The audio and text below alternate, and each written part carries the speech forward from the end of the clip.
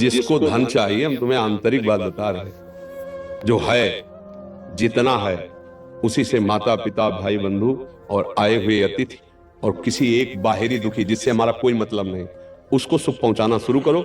फिर देखो दरिद्रता नष्ट ना हो जाए तो हमें बता देना। किसी एक भूखे को 2 रोटी देना शुरू करो, किसी एक ऐसे दुखी को सहयोग करना शुरू करो, देखो आपकी उन्नति शुरू हो जाएगी।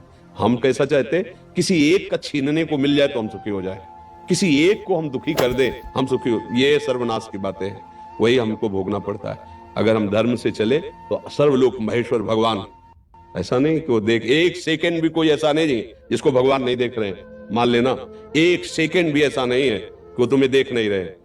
सही ढंग से चलो, पीछे की बिगड़ी बना लो, आगे का मंगलमय मार्ग हो जाएगा। नाम जप करो, कोई नशा मत करो, जो अर्थ कमाओ, माता पिता परिवार को सेवा, और किसी ऐसे को जिससे बदला लेने का भाव ना हो। जैसे मान लो हमने आपको जल पिलाया तो कभी आप हमको हाथ जोड़ के भी राधे राधे कहेंगे, ऐसी भावना नहीं हो। ऐसे किसी की सेवा करो, किसी पशु, किसी पक्षी, किसी ऐसे व्यक्ति की, वो तुम्हारे लिए इतनी जोर का काम करेगा कि सब व्यवस्थाएं बननी शुरू हो जाएगी।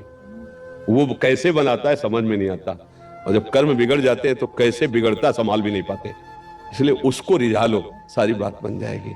भाई वो वृद्ध कोई ऐसा भूखा प्यासा बीमार पड़ा हो, इन बातों पे लोग ध्यान नहीं देते। कोई पशु ही है, सेवा का अवसर मिला है, तन मन धन से कर दो से, उसका परिणाम जो आएगा, तो ये जो हमारे दुख हैं, विपत्तियां हैं, ये सब नष्ट हो जाएंगे यदि हम ये दृष्टि रखने लगे कि कभी मुझे सेवा का अवसर मिले। जो असहाय हैं, जो असमर्थ हैं, ऐसे मान लो पशु है, अब वो क्या कहाँ दवाई मांगेगा, कहाँ जैसे अब उसका पैर टूट गया है, हम उसको ले जाएं जहां पशु अस्पताल, उसको दवाई करवाएं, उसको जब तक थोड़ा ठीक ना हो जाए तो उसको खान पान की भगवान रीत जाएंगे। सच्ची मानिए, पर ये बातें सबकी समझ में नहीं आएंगी।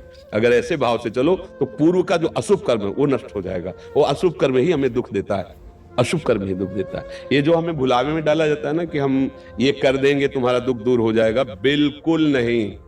ये हम मतलब बिल्कुल अनुभव की बात कहते हैं। इस भुलावे में कभी न फंसो, बिल्कुल इन बातों, अपने कर्म को शुद्ध भाव से करो, किसी से आशीर्वाद मांगने की जरूरत नहीं है। भगवान सबके है, जैसे हमारे हैं ना वैसे तुम्हारे हैं।